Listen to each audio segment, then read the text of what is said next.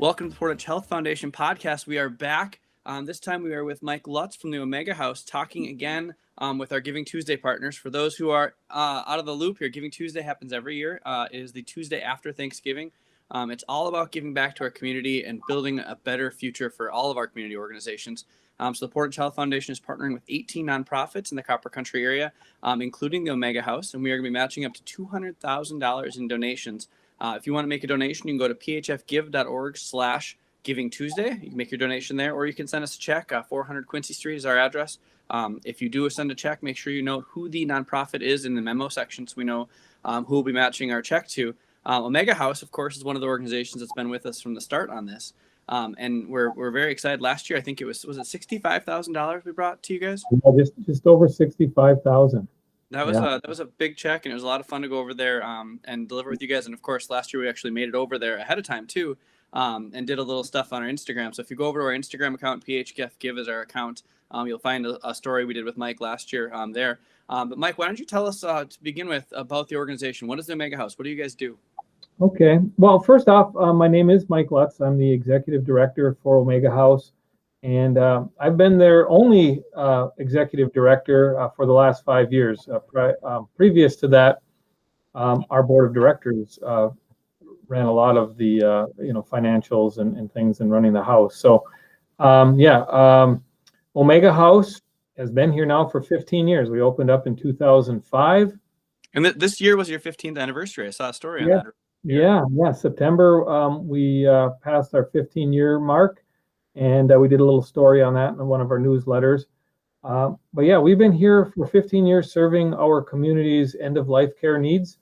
We are an 8-bed facility, so we're small. 7 of our beds are reserved for hospice clients, and 1 is designated for our respite care program.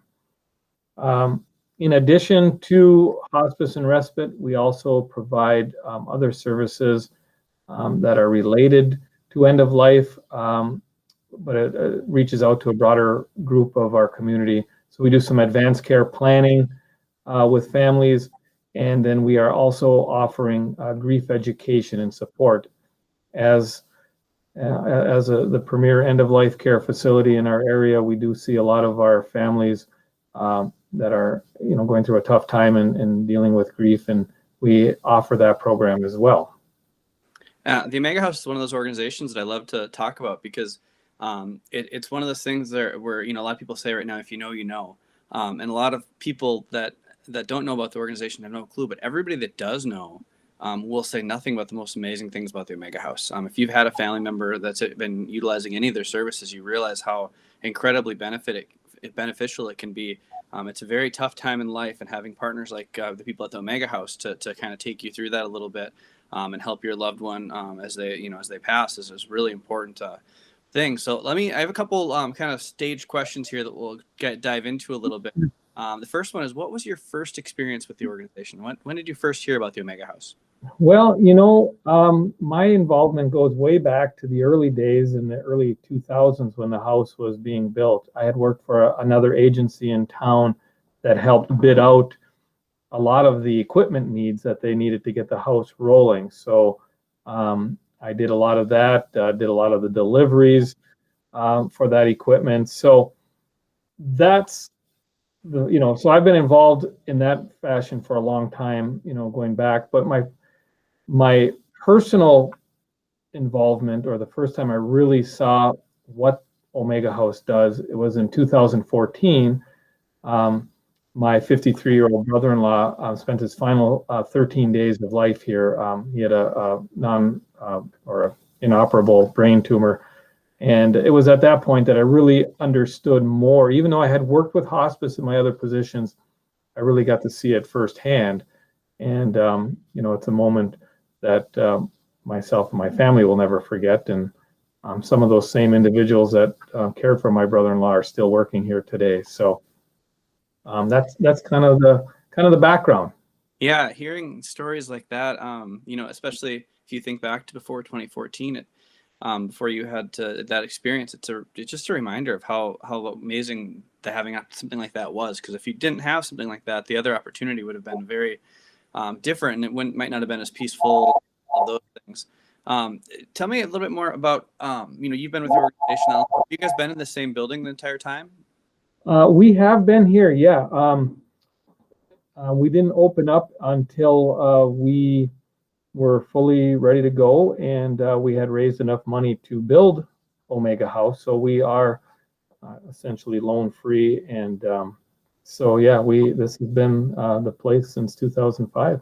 And that doesn't mean it's been the same since 2005. You guys have done quite a bit of work there and have quite a bit planned. What kind of work have you guys done over the last few years to improve what's going on there? Yeah, well, we've done quite a bit, and I do apologize for my phone ringing. We're a small office, and I'm just hoping someone grabs that, which they did. So thank you. No worries. Yeah. So we opened up as a 6-bed facility back in 2005. It was not long after that we realized, what, we need to add at least one more room. And the founding members of Omega House knew enough to leave a few rooms shelved. We just had to do the finishing of the room. So we added our 7th room in 2009 and ran as a 7-bed facility for the next 8 or 9 years until 2017. We started our respite program. So we converted a portion of our garage into room number 8. Again, we knew that might be something we would do in the future. So all of the big windows were already in place. So the actual finishing off of that room was a whole lot less expensive. And so, yeah, we offer respite care now for the last 3 years. And for those who don't know what respite care is, more short-term stays, caregiver breaks. I always explain this as we all are or know someone who's caring for someone at home. And that can be a full-time job. And, you tend to miss out on certain events such as, weddings or vacations, and, but you can't go because you're caring for someone. And what we do is we offer a place that you could bring your loved one here for a short period of time, 3 days to a couple of weeks, maybe a little longer, and we'll care for them until you get back. So that's what respite care is about. Yeah, and I look back at your calendar behind you. It's in the background of this, and I see a lot of lines. I was there a year ago, and there weren't as many lines. So it looks like that service has been a little bit more utilized recently, and people are kind of taking advantage of that opportunity that we have. Yeah, I mean, right now it's been busy. It's been busy since middle of June. Now, COVID had really gotten involved and reduced that program. Once people weren't traveling, there was no need to bring their loved ones here, and we can talk about that later maybe. But yeah, so it's been a good help for us this year because our hospice business has been a little bit slower due to the world circumstances. Right, and it's interesting. Both of these things are opportunities that communities our size, a lot of them around the nation, don't have, and they can be really quite beneficial to families. Let's talk a little bit about what you guys are doing moving forward. You talked about those expansion, those 2 rooms. I know you guys have some future plans. What kind of things are you guys looking to do moving forward? Well, we've always had a plan that we might need to expand in a different fashion, whatever that means, maybe adding 2 or 4 rooms. We have plans in place to do that. But we're going to wait on that a little bit. In the meantime, we're working on a couple things. We're looking to build a gazebo.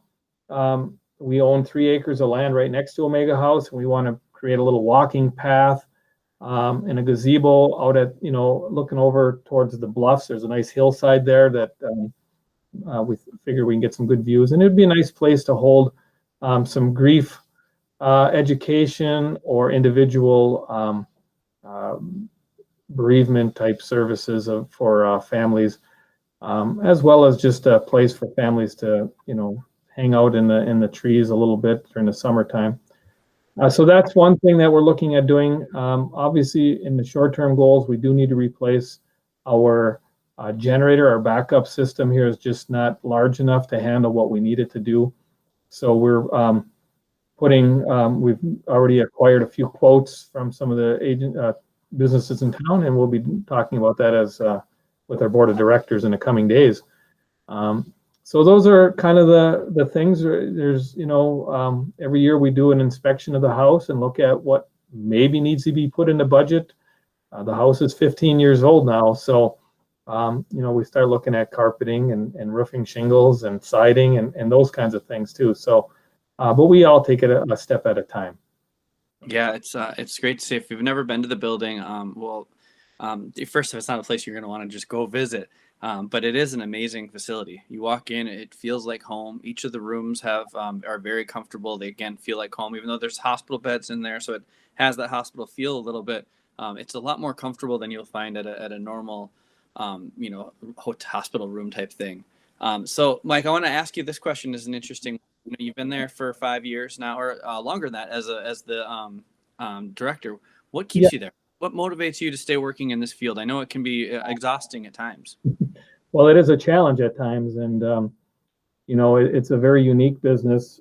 There's a lot of emotion, as you can imagine, up here at certain times.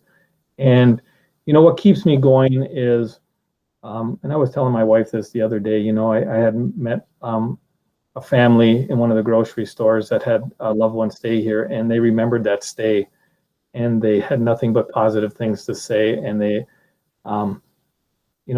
thanked me for helping them. And it's a difficult time for families to have to deal with someone that's dying. So I try to be their advocate as much as I can and help them out. My staff is helping them along the way too. So it's just very satisfying that people recognize me, and even with a mask on in the grocery stores and stuff, and they take the time to talk to me and thank us. So those, I can't tell you how many wonderful letters and cards and just really nice things that we get from families sharing their time and thanking us. There's a lot going on at end of life, and we want their loved ones to, and their families to be able to enjoy whatever remaining time they have left. So I certainly enjoy that. And then we pass all these wonderful stories on to our staff and talk about it. And, but it's especially, we see or care for roughly 45 to 50 residents on average at Omega House. And, over 5 years, that adds up. That's a lot of family members. And, I sometimes I have to think a little bit who I'm talking to, because it's been a few years, but after a while we start exchanging stories and it all comes back to me. So, yeah. Tell me a little bit about your staff there. What kind of staff members do you have in terms of nurses, and what motivates them? I imagine that hiring, is a bit difficult at times. Hands up here for employment. What kind of things do you hear from them, and what do you look for in those nurses? Well, we have a variety of levels of education, I suppose. We hire certified nursing assistants, LPNs, and we have an RN on staff that works our day shift. She is our resident care coordinator, who has been on board for a couple of years. She manages the entire aid staff. So, we have a good collection of folks that work here. These are people who have a passion to care for people. I have individuals that are working for me today that were here 15 years ago when the place opened up. And everyone, obviously, we are a nonprofit, but they get paid. They have an hourly wage, but many of them are here more for a calling, I believe, than an actual paycheck. And it's that type of person that we seek out. We always have openings for staff. We always like to have a nice backup staff when we're getting busy. So we're looking for individuals who have hospice experience and have that caring nature. And, yes, it's, we perform a lot of those nursing duties, medications and things like that. But hospice care is more, we'll say, hands-on, touchy-feely type care. And, that's what we're looking for, people that aren't afraid to sit with our residents and talk to them and listen to the stories that they have.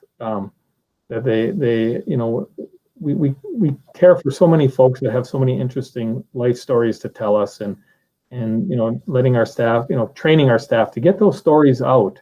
So obviously that helps me creating newsletters and publications to share the stories of the folks that we care for every day here. Yeah. Yeah. So, we look for, those kind of qualities in people. And, right now, we have, I think, one of the best staffs that I've ever worked with. They're just caring, and they care for each other. This is a competitive market for staffing. It really is. CNAs are in high demand, and, they can kind of pick and choose where they want to go. And I have, our reputation has allowed me to not really have to worry about staffing issues right now. I have quite a few waiting to be hired. We just don't have, openings for them right now. So, yeah. That's great to hear. And it's one of the things I just want people to hear when they're thinking about what they're going to do in that stage of life. Or if they're not thinking about it, and eventually we all face those moments, is to know that the staff there is specifically trained in these kind of actions and can really be beneficial, to anybody's family. So Mike, the next question I have is one that, obviously there's a lot of things with HIPAA, so I don't want any specifics of the family or anything like that. But if you could just tell me one of your greatest success stories, one of the things when you look back at your time there, you specifically remember as being a moment that was really meaningful to you and or the family or your staff. Well, in short-term memory, about a year ago this time, we had, and I don't want to, I'll just say it was a young lady, well before an age that most people pass. Very, very nervous family, very, always questioning things and everything, and just, not prepared for a sudden diagnosis of there's nothing we can do. So when she came in here, we had a lot to do to get, I think, the family to understand, what we do and how we're going to do it. And there was a lot of questions. And, about 2 weeks later, she passed. And the husband lined us pretty much all up in the office and gave us all big hugs, because he had a most memorable time with his wife. And, it meant so much to him that he wanted to share that with us. And, it just sticks in my mind. I mean, there's a lot of those kinds of moments here. People really appreciate the care that is given here. And we've cared for over 650 folks in the 15 years and in their families. That's a lot of people. Everyone has their own special moment. But when I reflect on certain ones, that one comes to mind all the time, is that, end of life has so many question marks and so many uncertainties, and we're not all prepared to handle death. We don't even want to talk about death, especially when we're young. We feel invincible. And, unfortunately, excuse me, there comes a time when we have to face that reality, and when we're helping our residents and families get through this difficult time. Yeah, and again, I just it's such an amazing service you guys provide, and I remember last year being up there and just being emotional, just being around the staff and seeing these rooms, because it's a really meaningful thing for many people. So again, if you want to support Omega House, you can make your donation by going to phfgive.org/givingtuesday. The link will also be in the show notes here for the podcast. And just make sure you click Omega House as the donor. This money goes a long way to helping them do the services they do, just improving them, making sure that high quality is something that they never go without. And on that, one of the notes that every one of these organizations has had in 2020 is this COVID that's just been overriding us all, and something we're going to talk about in every one of these podcasts because it's affected everybody. What has COVID meant to your organization, in both in terms of revenue and that kind of thing, but also just the general care you guys are providing? Yeah, well, it's certainly turned things upside down a little bit, especially in the early days. there was a lot of uncertainties, and I think not just with Omega House, but a lot of the homes and nursing homes and families. We actually had seen a reduction in revenue of over 50% through the summer. And in fact, when we got around the 4th of July, we had no residents in the house for several days, and that hadn't happened for 10 years, looking at records. And certainly concerning, but when you start to look at the reasons why, and I'll take a little bit of time to explain a few things, is that, over the years, our average patient or resident will stay here maybe, 3 to 4 weeks. That's about the average. A good amount of time to experience what we can do.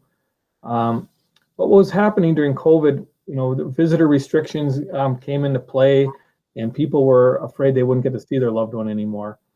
So they did their best to care for the individual at home as long as they can. Now, they had more support because people were working remotely, so they were able to take care of mom or dad, grandma or grandpa as long as they could. But as you get closer to end of life, the job becomes much more difficult, and at that point, there's nowhere to turn but to a place like Omega House to let us handle the care at that point.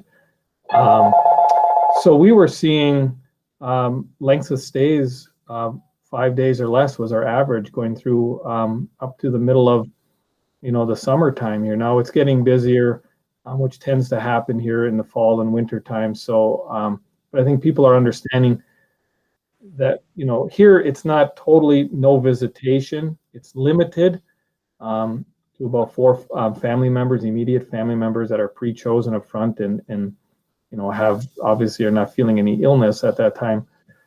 So it's helped. And in the summertime, it was good too, because you could visit from the beautiful room windows outside.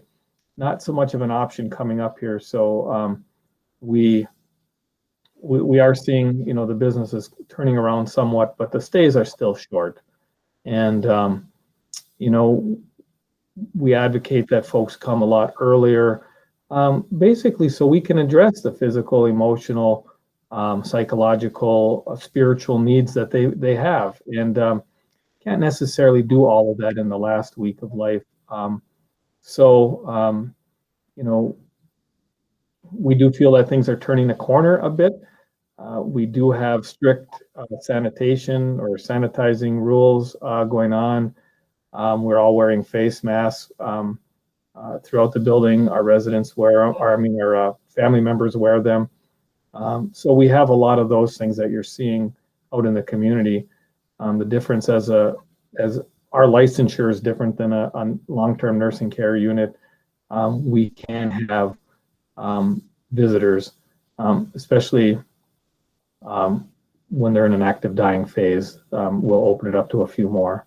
So, but yeah, it's been tough. When we started getting slow on referrals, we had to make a decision what to do with our staff, because we were going to ramp up again at some point, and it could be, I may not have any patients here one day, but I could have 2 or 3 the next day. So I had to have them waiting. Our board continued to pay staff members to be here for us. And I think that's why we, have such a caring group, because our organization cares for who we employ. And, it was just, we had to do it. So we would be open all the time for whoever needed us. Right. And hopefully you guys were able to take advantage of some of the CARES funds and things like that, I imagine. Yeah, we did get to some some extent. The other thing I want to mention is, I know you guys do fundraisers. I was out at the golf outing this year. And that was great. It was good to have people out there, but some of the other fundraisers I imagine didn't go as planned because of COVID. Yeah, we normally do at least 3 a year. We did our golf scramble. We did have to put it off from June until August, and that was a success. We had almost a full load and generated over $8,000. However, our largest fundraiser, which we have been doing the last few years with the Calumet Theater, we had an excellent tribute act coming in, and we had to postpone that due to restrictions. But He is on schedule for October 2nd next 2021, and we're going to hope it happens. So yeah, fundraising, obviously wasn't where we had budgeted for, and it overall, it's probably not going to be the greatest year that Omega House has seen. So, as far as donating, this would be, the time and the year to do it if you haven't done it in the past. And I'll let you go from there, Mike, but we can talk about all of that after. Yeah. Again, if you want to make your donation to the Omega House, go to phfgive.org/givingtuesday. Fill out the form there to make a donation. Make sure you check the box if we want the organization to go to. And then you can also send a check to us. We've been getting a lot of checks in the mail already, which is great. A lot of online donations already, which is great. It's amazing to see the community coming out and support all of these organizations. So let's go back to Mega House. What are some of the other things people can do to support you? I know obviously money donations are huge, but there's other things people can do to support you guys. Yeah, you know what? If you can't make a financial donation, you can always volunteer your time is one thing. We're a volunteer-driven organization, and we're always looking for new volunteers. So if that's something you have in you to work with the dying, it's really rewarding. So we suggest that you consider that. Obviously, we have a wish list, paper products, household cleaning products, those kinds of things are always accepted here. And then, for those that can make financial contributions, obviously, again, for the, I believe, fourth year in a row, you can make your donation up to December 1st to the Portage Health Foundation, selecting Omega House as your charity of choice. Portage Health Foundation will match that. We're very appreciative. As we said at the beginning, we were presented with a check for $65,000 last year. Much of that was the nearly 200 folks that donated on behalf of Omega House made that number go high. So it's a very important time for Omega House. As a lot of nonprofits during the giving season, we experience at least 30% of our overall fundraising efforts are in the last 6 weeks of the month or of the year. So it's a very important process. We just sent out a fall appeal mailing that just hit the post office yesterday. So look for that. There's lots of directions. We also have funds that you can donate to. If you want your money to go to a specific fund, we have the Gerald Viro Memorial Fund, which helps pay for or offset the costs for those families that are unable to pay the full price to stay here. If they have limited income, the Gerald Viro Fund is there to help those individuals and pay for some no-cost care days. And then we just started our generator fund, which we are trying to build up. We are in the process of acquiring bids to do that, and we want to be able to run the entire house with a backup system. So check us out online, omega-house.org, or you can Google Omega House Houghton. Go to our donate page, and you can make an electronic donation that way as well. You can still drop off payments here. Ring the doorbell. Someone will meet you out front, and we'll acknowledge that gift in many ways. So just know that any gifts that you give today or through the Portage Health Foundation initiative here with Giving Tuesday, that your gifts will be used wisely and in the best fashion that we find fit, because we know how hard everyone works to earn that money, and we want to be good stewards of that too. So you can always call me at Omega House anytime, 482-4438, and we can talk. So excellent. So again, if you're interested in volunteering, is that newsletter you guys send out, is that something people can subscribe to? We don't have that. Well, yeah, they could call and just give me their address, and I'll put them on a mailing list. We don't have the computer functionality yet to actually have them sign up for the newsletter. We're still working on that, but yeah, call and you can get all our mailings. We send out 4 publications every year, a couple newsletters, an annual report, and a fall appeal, which we just sent out now. So lots of good information in all of those publications. So all of that, as well as the volunteering opportunity, and of course donating. If you do want to donate to one of those specific funds, just make sure you put that on your donation to us. There's space to our comments, and just add that specific thing. We'll make sure that gets to the Omega House. Mike, I want to thank you so much for doing this podcast here today. It's been really great to talk to you. The Omega House does amazing things, and I'm really excited for the donors to get out there and support it again this year. All right. Well, thank you very much. Appreciate the time, and hope for looking for good results. And I want to thank Portage Health Foundation for again making this a lead project and putting quite a bit of money out there to match. So it's just an amazing initiative, and I really feel that this is getting bigger and bigger every year. People know what Giving Tuesday is, and it's really a help for not only just Omega House, but there's a lot of wonderful nonprofits out there that are vying for these donation dollars, and any help we can get from the foundation is accepted and really appreciated. Thank you. Excellent. Well, thank you. And if you want to subscribe to the Portage Health Foundation podcast, you can do that by going to wherever you get podcasts. We're available pretty much anywhere you would download it, as well as going on to YouTube. Subscribe to our page there. All of our podcasts also get put out as videos there. So thank you guys again. Thank you, Mike. And we will talk to you guys later. All right. Take care. Bye now.